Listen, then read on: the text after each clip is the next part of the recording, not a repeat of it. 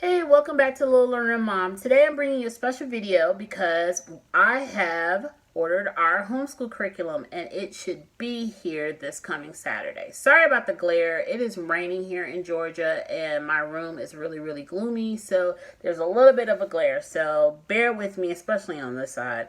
So bear with me as I get through this video to talk to you about the 10 things I did not do when I bought my son's curriculum. Now, if you follow me on Instagram, you saw that I posted this on my Instagram. This is my son's pacing guide and goals for 2019 and 2020. We did one last year, and there is one for kindergarten that is packed away. So I've been asked several times to do a walkthrough of my pacing guide and my goals over on Instagram. And the only reason why I have not done it is because this pacing guide and these goals are basically what I created for my son for second grade. There are some of the Georgia State core requirements in here. There are also just across the line standards for him in here. So this pacing guide is basically custom made for him and where he is in his development. So even though it says second grade, because my son is basically at I want to say end of second grade, third grade level in science, and he's pretty advanced in English and sorry, I can't talk, language arts and reading. So it's a little bit different in here for him than it would be for a traditional second grader. So if anyone is interested in doing a video or wanting me to do a video on how I plan this out, please leave a comment in the comment box and I will make a video for that. So everything is in here for him for his goals for 2019-2020. Now, before I started doing that, I actually wrote down at the end of our school year all my notes that I knew were going to be working for us for 2019-2020. I also wrote down some curriculum ideas that I had in my notebook with the pricing, and I did some research on all of them, and all my notes on the research of each one of them and the pros and the cons are in my notebook. So that is one thing that I do when I start choosing curriculum for my son. If you follow me, you know that I say a lot, I do not curriculum hop with my son. The reason why I don't curriculum hop with my son is because I feel like when you start jumping from curriculum to curriculum without really making sure that your child is not thriving in that curriculum, you open yourself up to have all kinds of holes. And so I do not curriculum hop. I may have supplemental curriculum, but my spine tends to stay the same, and because he likes it, I tried to switch him from one English language arts curriculum towards the end of the school year, and even though he did like Grammar Galaxy a lot, he still was asking me for where was his good and the beautiful.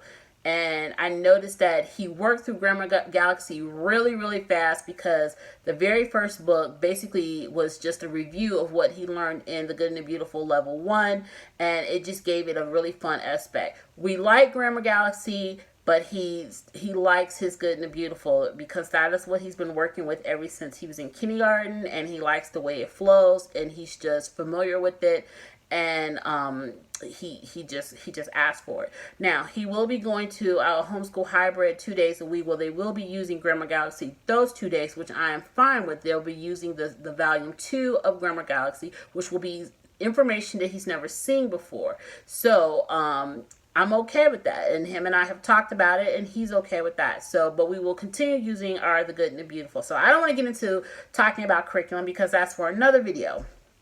So our curriculum for the 2019-2020 will all be in this Saturday, and I'm going to be doing a video on what my choices are for 2019-2020, and that will not include all of our games and some of our supplemental workbooks. That will only include what our spine curriculum is going to be for 2019-2020. So why this video? This video is because I have watched on Instagram, I've watched other YouTubers, I've talked to some of my homeschooling moms, and I noticed that we all are in between different stages in our homeschooling. And for me, I'm looking more at, for us, the 10 things that I'm not going to do. when buying curriculum. And the 10 things that I don't do. And I started practicing this last year, slowly, but this year I was very adamant about not making the same mistakes that I made kindergarten and first grade. So, the 10 things that I'm not doing. Number one, I'm not buying unnecessary curriculum. Just not doing it. I'm not buying 5 and 6 different language arts. I'm not buying all those different math curriculums. Now, we do have 2 math curriculums, and I always do this every single year, and it has worked out perfectly to always buy 2 math curriculums, one for a spine, one for a supplement. And this year we made the switch from not using Math UC to a Becca grade 2 as our supplemental and continuing to work in our Horizons. My son has been working in Horizons ever since kindergarten, and we're just going to continue to ride that out until it does not work anymore. Who knows? A Becca grade 2 might flip-flop and become our spine, and our Horizons might become our supplemental. But I always do this for math because math is one of those things that you have to make sure that your child is really grooving with it and it's a really good match for them. So I'm not buying 3 and 4 different social studies. I'm not buying 3 in different sciences, all that other stuff. I'm just not going to do it. It is, to me, it is a waste of time. It is a waste of money. And it's basically just, it makes you crazy. Because you've got a stack of all this unused curriculum that you're not using. And then if it was me, I'm sitting here thinking like, oh my gosh, I spent $60 on that. I could have put that $60 towards something else. So I'm not buying unnecessary curriculum this year. Buying books that I know I can get from the library. I'm not about to go spend hundreds of dollars on books that I know I can get from the library. I love, there's certain publishers that I absolutely love. I love Usborne, but I found out that our local library has Usborne books. So that's what I've been doing. I've been checking out the books from the library, and we've been using them. And when we're done with them, I take them back. I'm just not buying unnecessary library books that I know that I can get, books that I can get from the library. It's just wasteful. I mean, in the past, I did that. I bought every single book that I needed for a particular subject, and then I was stuck with all these books. I gave away a ton of stuff this past year of books and curriculum and workbooks, and just seeing all that money going out the door, I'm be honest with you, it was just embarrassing. Buying unnecessary school supplies. I know back to school, we all love it, especially when they throw it all on clearance. We love it. We go bananas with it. But I'm going to be honest with you. When I check my son's inventory, we've got 8 boxes of Crayola crayons.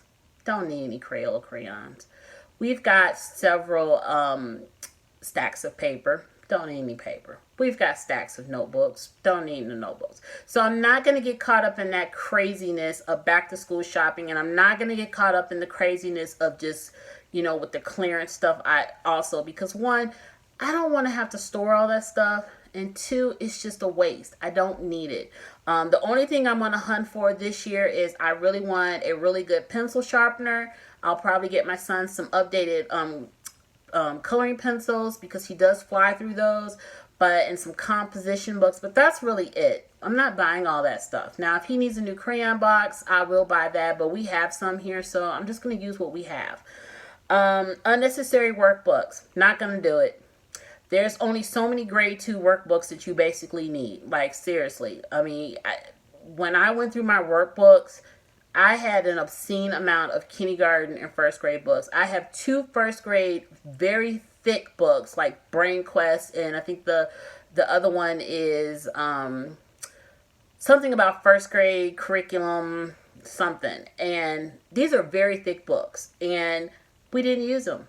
So I'm not doing that crap this year. Just not. I'm not buying all those first grade books just because it says first grade. Like, oh, we need that. The 2 publishers that we really do like is Spectrum and Flash Kids.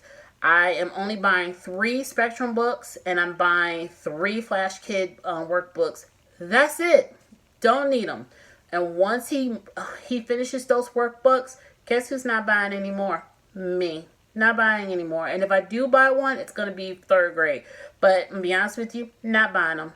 Because that is what we're actually using this summer, is a lot of the unused workbooks for some of our summer homeschooling.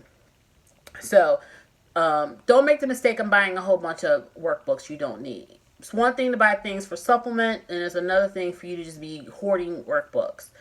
Unnecessary flashcards. Don't do it. Just don't. Because just get yourself a good set of sight word cards and math flashcards. And my favorite is Trend Enterprises, and I will link all those in my Amazon store and link it in the description box for you to take a look at them. I just went ahead and invested in the addition, the subtraction, the multiplication, and the division.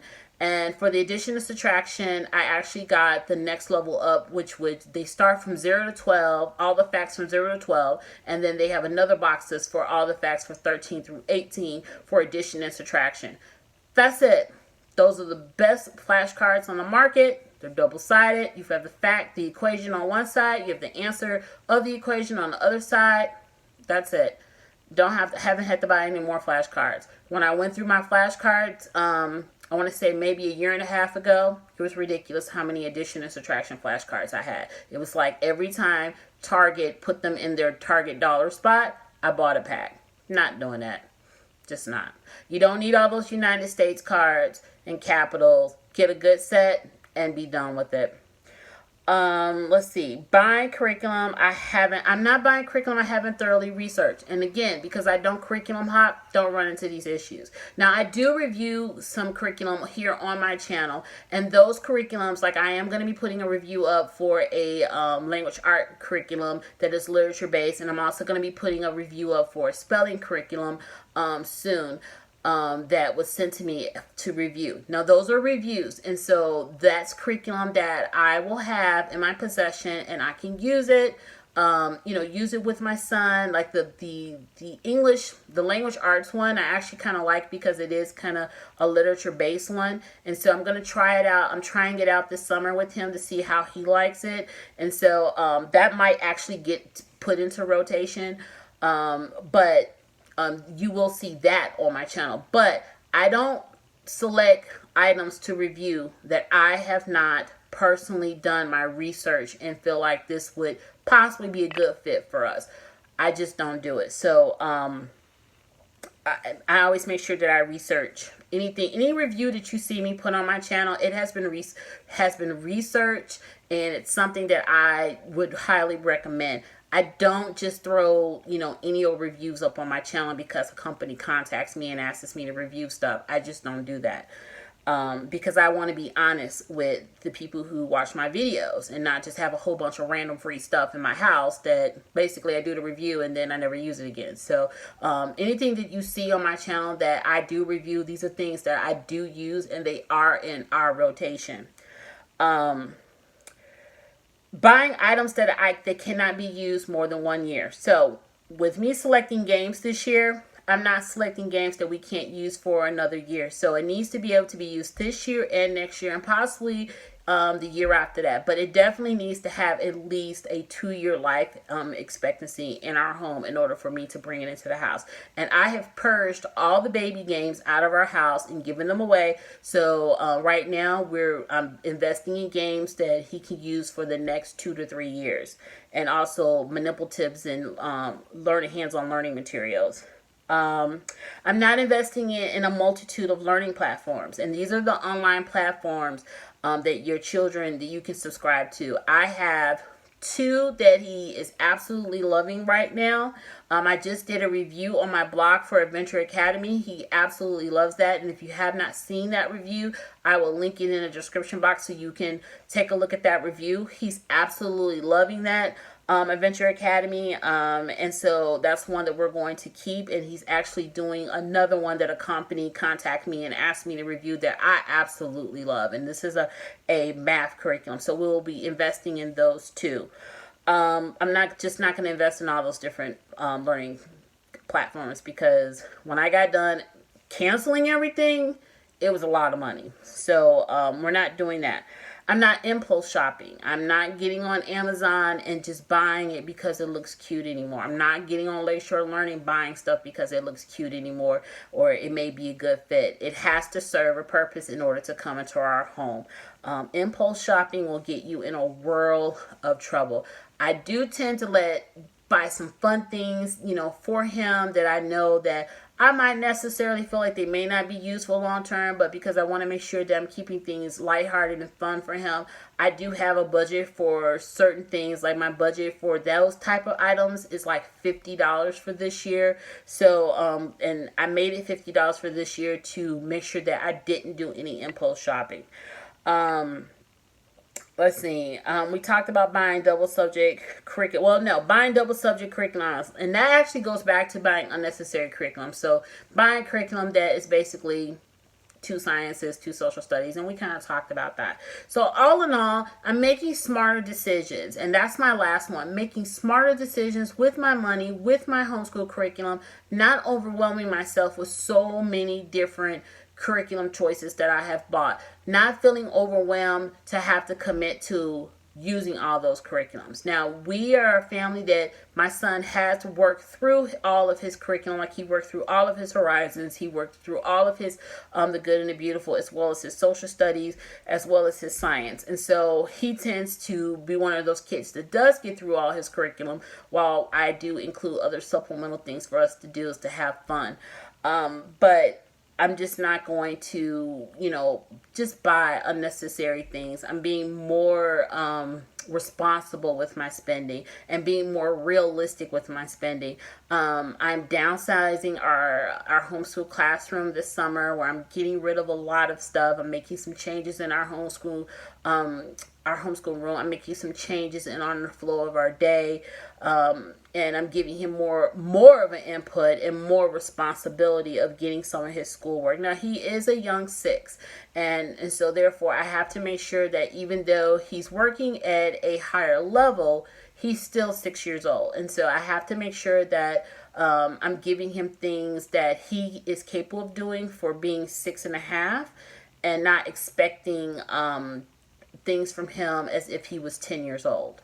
And so that is something that I've been working on very hard this summer, and giving him more free range and more freedom and more independence as far as getting his learning items done. The one thing I am investing in this school year is I'm investing in a big blackboard. He wants a big blackboard. He's been begging for one. So that is something my husband and we are going to invest in. One of our biggest purchases this school year is a microscope. He is asked to have a real microscope and not a baby microscope. And that is a very, very fair request, and because he does like science, and we're going to honor that request for him this year. So those are the things that I'm not doing for making our curriculum choices this year. I'm quite sure that this may not work for some families. Quite sure I'll get some thumbs downs, but I'm okay with that because I'm not here to please everyone. This was what works for us. It may not work for the next family. But if what I just talked about can help another family not make the same boo-boos that I've made over the last, I want to say 2.5 years for buying curriculum, then this video served its purpose. And well, until the next time, don't forget to subscribe. If you want to see more videos like this, don't forget to give me a thumbs up. Hit me up with some comments. Follow us over on Instagram. Check out what we're doing. I'm not posting as much on our Instagram is because we're so busy now. We're outside. We're hanging out with our homeschool group more. And so haven't been posting a whole lot on my Instagram. But we're still around doing our thing. And so until the next time, don't forget to subscribe. Talk to you guys later. Bye.